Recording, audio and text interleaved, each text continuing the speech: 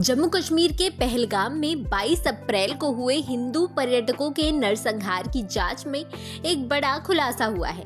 राष्ट्रीय जांच एजेंसी यानी कि एनआईए ने इस हमले को अंजाम देने में आतंकियों की मदद करने के आरोप में 2 कश्मीरियों को गिरफ्तार किया है। इनकी पहचान परवेज अहमद जोथर और बशीर अहमद जोथर के रूप में हुई है। इन पर हमले से पहले आतंकियों को पनाह, भोजन और दूसरी सहायताएं देने का आरोप है। इन दोनों से पूछताछ में ये भी सामने आया है कि हमले में शामिल तीनों आतंकी पाकिस्तानी नागरिक थे और प्रतिबंधित आतंकी संगठन लश्कर-ए-तैयबा से जुड़े हुए थे। एनआईए सूत्रों के मुताबिक हमले में शामिल एक आतंकी की पहचान हाशिम मूसा उर्फ सुलेमान के रूप में हुई है, जो कथित रूप से पाकिस्तान की विशेष बल इकाई स्पेशल सर्विस ग्रुप का पैरा कमांडो रह चुका है। मूसा कुछ महीनों से कश्मीर में सक्रिय था और अक्टूबर 2024 में गांदरबल और बूटा पात्री में हुए दोहरे आतंकी हमलों का भी हिस्सा रहा है, जिसमें कुल 10 लोग मारे गए थे।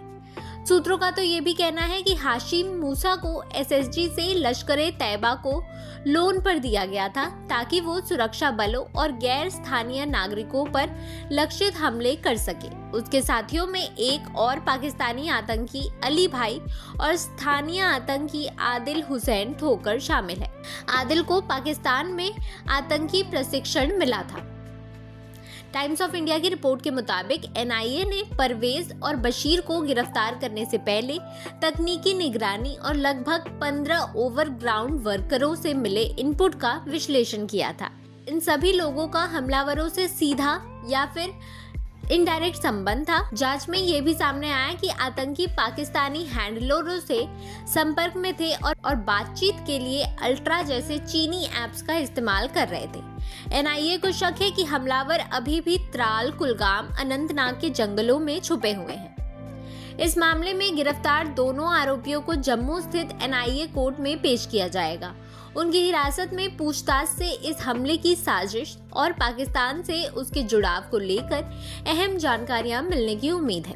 हैरानी की बात तो ये है कि परवेज और बशीर का अब तक कोई आपराधिक रिकॉर्ड नहीं था, जिससे जांच एजेंसी भी चौंक गई है।